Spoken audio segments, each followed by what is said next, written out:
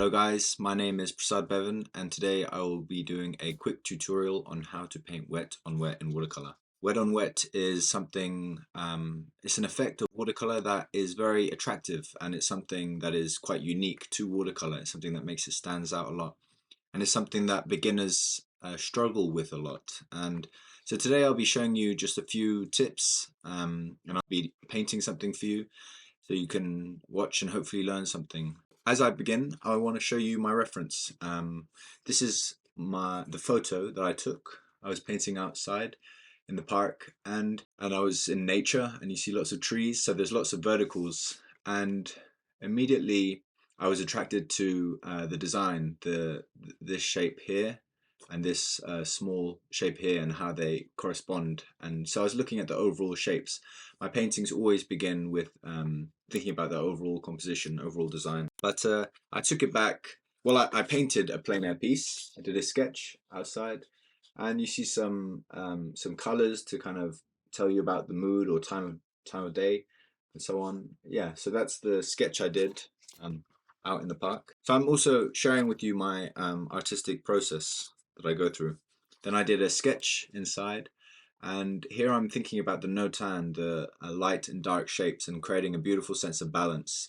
To create a successful composition, it's always important to create a focal point, so I use that as a focal point there. Then I looked at it again and I thought, no, I'm not completely happy with that. I just felt that this is too much of a border. These two are at kind of very equal distances to the edge of the paper, so I discarded that and I made some more amendments, and I think this is a more interesting composition that I want to explore today using the wet and wet watercolor technique. So now we're going to begin the painting. So first of all, here you can refer to my design, my initial design, and I'm just going to take a soft pencil, this one's an 8B, and start to just map out the horizon. So I'm putting that quite low. This is the sunlit area. This is the large tree. I'm just make sure you keep your pencil on the paper. Some small branches in there, something there, and then another branch there, and then make sure that you reflect your shapes in the water surface. So now that I've done that, I'm going to begin with the painting. I'm going to start off with a big go brush, and well, it might be easier if I just remove that. Okay, now I'm just going to start off with a nice warm yellow color. Feel free to follow along. Okay, and I'll start putting that in. I'm going to make sure to leave a slight white line in there and break it up, of course. That's gone a little bit over there. That's fine. Okay, so now we have starting to put the basic colors down. We can already use a sprayer and just spray. I just want to get a soft edge above here using the sprayer, and soft edge in there. The edges can be really useful to improve the composition and so your eye will be attracted to where the hard edges are, and the soft edges will just bleed out. So it's a really useful tool to have, the sprayer. Now I'm just mixing a yellow green color and starting to put that in.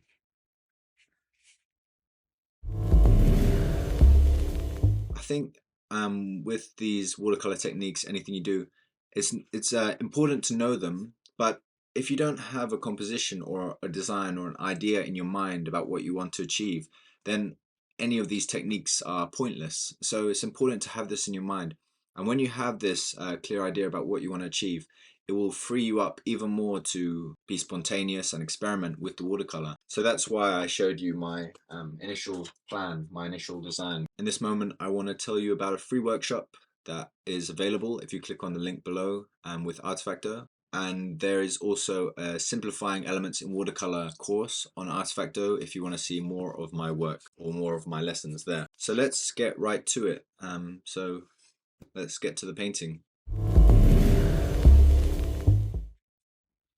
worried too much. I'm just gonna let it flow, let it do what it wants to do. Let's live and learn. Just say that's what it wanted. Just gonna bring this slightly further up here. There aren't any mistakes.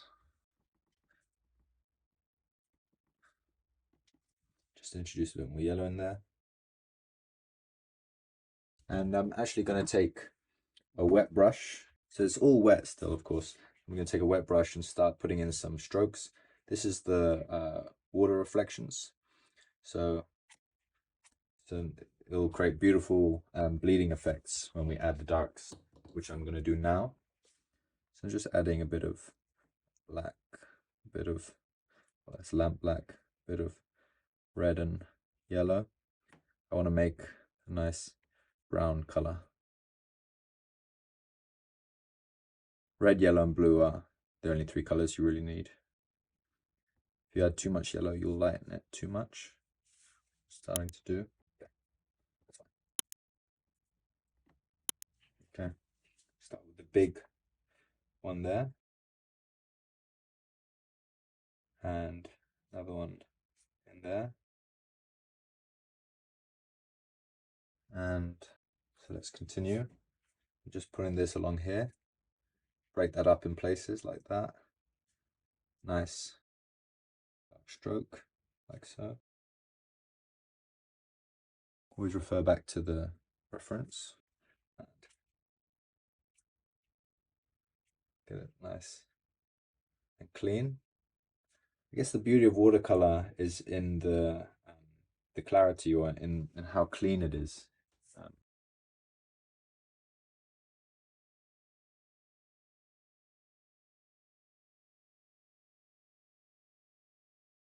Can have a brush stroke going across like that. Connect the shape slightly. Something there.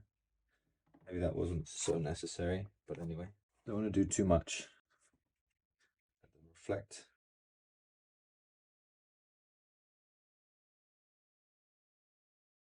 And this one.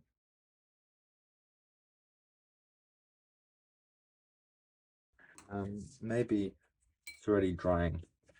This might not work. I just want to get rid of.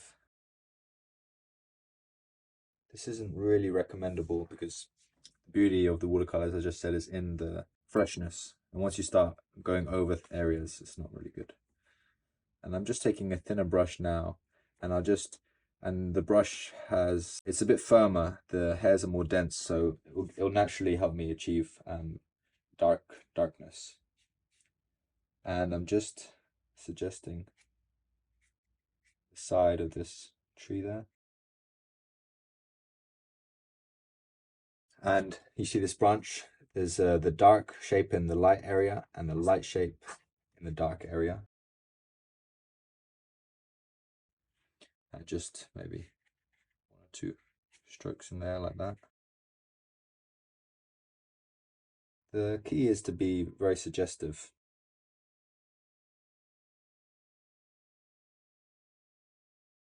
And maybe I would just remove some light area there. Just scratch it away slightly, just to reflect that shape there. And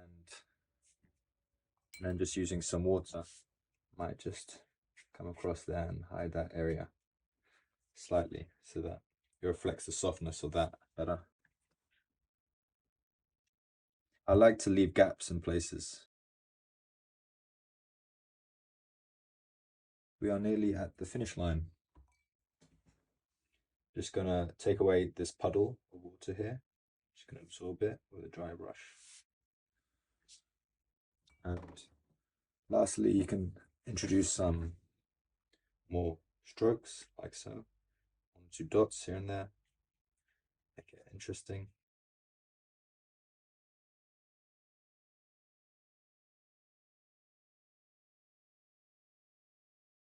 We are good to go. So I hope you enjoyed the lesson. I hope you learned something. It made sense. You can see how I've achieved very effortlessly a watercolor just using wet and wet technique. Maybe we can dry it and see how it looks. There you have it.